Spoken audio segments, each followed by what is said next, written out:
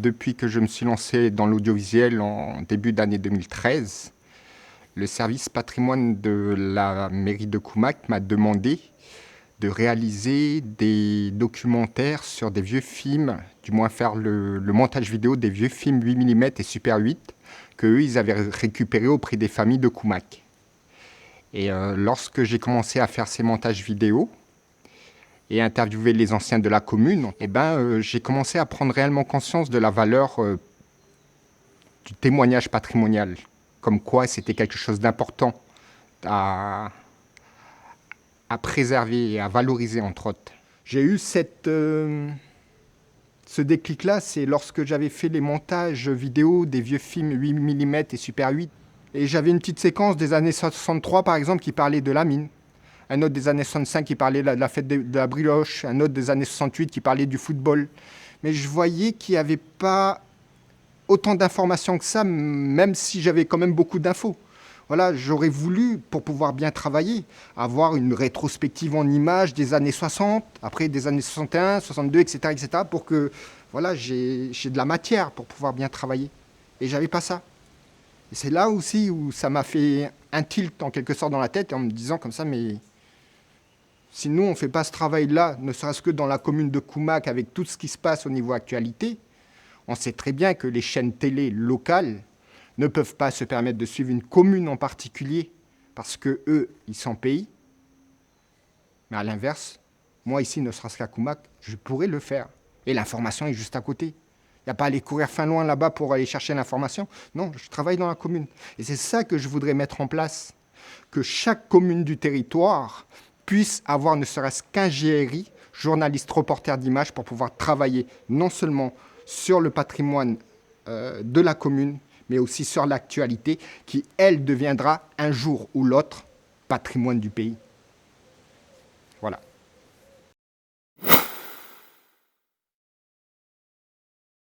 S'il n'y a pas les anciens, il n'y aurait pas nous. Qui a construit la commune? Qui a construit le pays? Eh bien, c'est tous les anciens-là qui ont tendance à partir très vite et qui ne sont pas forcément, on va dire,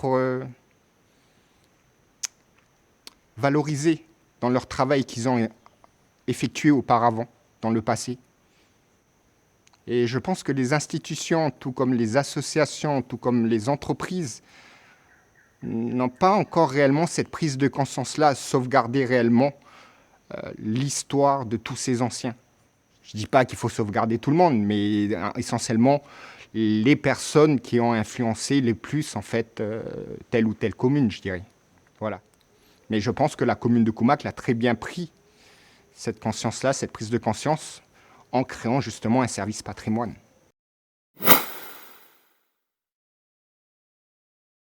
Qu'est-ce qui se fait à l'heure actuelle dans le Pacifique concrètement, au niveau de la sauvegarde de notre patrimoine océanien? Je ne sais pas du tout. Le fait qu'on lance un pilote, ne serait-ce qu'ici sur Koumak, ça pourrait peut-être inspirer d'autres pays à en faire autant.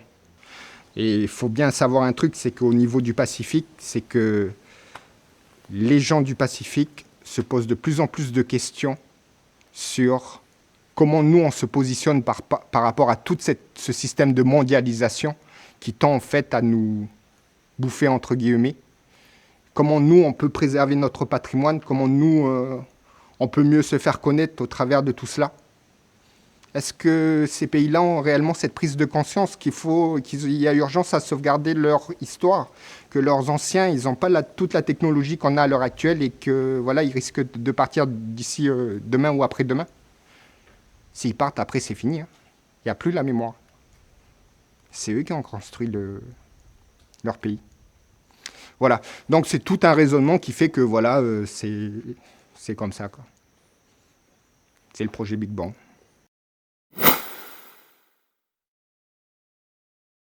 Pour moi, il est important de faire une recherche sur mon passé pour pouvoir non seulement mieux la comprendre, et je l'avais en tête, mais je m'étais dit quand est-ce que je vais me lancer là-dedans? Je ne savais pas quand.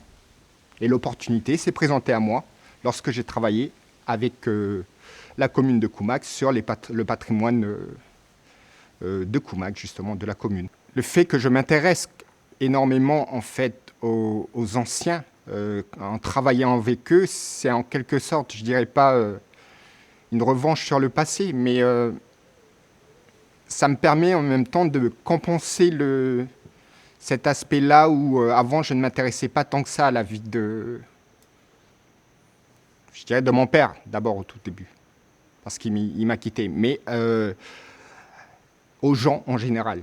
Ça m'intéresse les origines, savoir d'où est-ce que vient telle ou telle communauté, l'histoire du pays en général.